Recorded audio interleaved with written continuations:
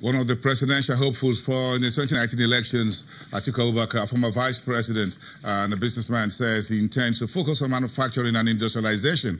What are some of his ideas? He says he will improve the country's manufacturing output from 9%, current 9% of the GDP to 30% of the country's GDP by the year 2025. He says his administration, if he gets office next year, will identify new needs for new manufacturers' incentives and extend the NASL, the mandate of NASL, that's the agency of the central bank, to include, to expand that to include the medium and small enterprises. He's looking to raise the current MSME's funding portfolio from 200 billion to 500 billion naira and sees annual growth to 10% against 4.1% currently between the year 2019 and 2025. He has a lot more to say, but again, we're taking some of his outlook and projections and plans and promises into context. Dr. Bongo Adi, senior lecturer and development economist at the Lagos Business School. Thank you.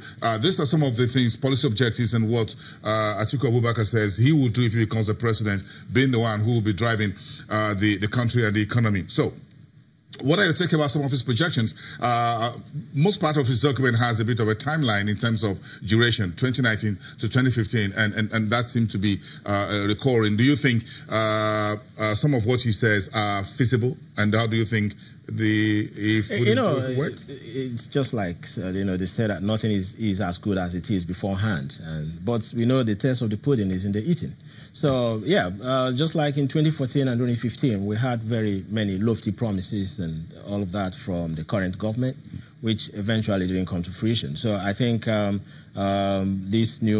challenger would not also be free from that. So yes, some of the things he writes, I read the document, sound very nice. Okay, dotting all the I's and crossing the T's, that's fine. But then putting a timeline, considering the problem, the challenge that we know are still, locking in the system. I don't know how realistic that is going to be. But at the same time, he's looking at 6 years. Some folks say, folks says, well, it's 4 years that too short. Yeah. So if he's going to be looking at 6 years, so I don't think we're actually midway with the current administration, because they've just done 3 years. So then it's 3 more years. Maybe at the end of the 6 years, we can now begin to pass verdicts on their records. Because again, if you look at the infrastructure the Buhari's administration is building, it's not going to be, some of them will be completed in 2021, 2022, about the railways and of course. When we talk about, again, well, I'm not completely discrediting this current administration, because there are some foundational work they've done, okay, that we will not begin to kick into the system until maybe in 2-3 years' time. So we give that to them. But, we are talking about, okay, you move around Lagos a little bit. If you travel from Ikeja through Barago into Ota, okay, Idiroko, and then you see the sea of human beings. And then the challenge of informality and urbanization begin to hit you. Was moving on from the last administration. So if they continue for the next 4 years, I mean, the current administration, at least someone else will have to take over in terms of who becomes the president of the country. So that is a government is a continuum. Yes. So whether we like it or not. So the Industrial Revolution Plan, which is a good plan, is still in course. Maybe RGP is a bit of a section of it, modify a little bit to get us moving. Do you think the current process of implementing all of this would help us to ramp up very speedily as we produce, as our population also increase at a very fastest pace? No. And I have my reasons for saying that. I disagree with that. It may not help us. Why? Because we need a combination of hard policies and the soft policies, institution building. Okay, nothing is as contentious today as Nigeria's what we call it, fiscal federalism. Okay, so the government at the center is doing one thing, the government at the state is doing a different thing altogether. We have never seen any sort of convergence between what the center does and what the subnational units are doing. The local government system is completely dead as far as Nigeria is concerned. Okay, the only subnational entity that seems to be working to a certain extent is Lagos. The other subnational units depend solely on what happens at the center. At the federal government At the federal government level.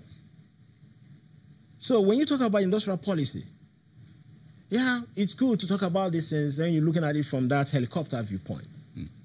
But let's drill it down to the subnational units. The state governments are not in bed with the federal government. They're not. On industrialization. Sure.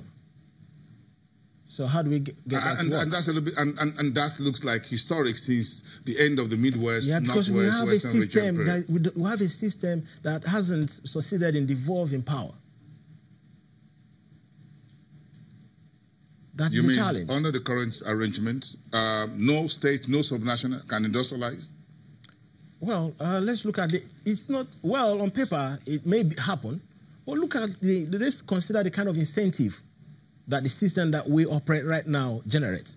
Because the federal government can't incentive. Do it. Yeah, of course they cannot do it. But then the states, are they incentivized the way things are now to pursue their own development? What would you like to see change along that corridor? You know, the number one item, the number one point on APC's 2014 manifesto is devolution of power or restructuring of the system. We expected them to do that. But that's one of the things, number one on the list of the things they failed to achieve over the past 3 years. If Nigeria does not do that, it is not possible to have an industrial economy. It is not possible. Because the problem that we have in the system is a problem of incentive, perverse incentive. Maybe another time we talk about that. Because these are some of the things that people don't usually consider. Is it in the interest of the state governors to develop their state? The system doesn't warrant that as it is right now. So what incentive do they need? In terms of cash? In terms of what? The incentive is that at the end of the month, the money comes from the center. So my money doesn't come from my state. Why should I invest in my state? But if the money comes from the center and comes to you as the governor, you can't spend it the way you like. That depends on my own person, my attitude as a human being. So we have problems. But I have no compelling, institutional checks to ensure that I do what I should. So the federal just give you the money, you do what you like with it as a state governor? I will become Rochas Okorocha of Imo State. Why do you use him as an example? Of course, I can use him. I'm from Imo State. I know what's going on in my state. That's the political realm. I'm not too sure I can clarify what is going on there. But again, there are issues, of course, that's been talked about. The state government not doing much with what they get. But they have an argument. So we need a government or an administration that can bring everybody on the same page. And you think devolution of power is the way to do that? That is very important. It's very critical. It's very critical. So the entire conversation here will amount to almost nothing if we don't fix that number one issue. It's a basic fact. I think Nigeria is at the crossroad. We have reached that inflection point. And except you take that hard decision, the growth rate of the economy will continue to lag behind the population growth rate. Very interesting. I'm sure we'll continue this conversation another time. Thank you very much. Thank you very much, sir. Dr. Bongo Adi, development economist and senior lecturer at the Lagos Business School, trying to unpack Nigeria's industrialization policy agenda on that two of those who are running for the 2019 Nigeria's search for a new CEO. Of course, the elections in February next year. Let's come back to the market after the break. You're watching Business Morning. We're right back in 2 minutes.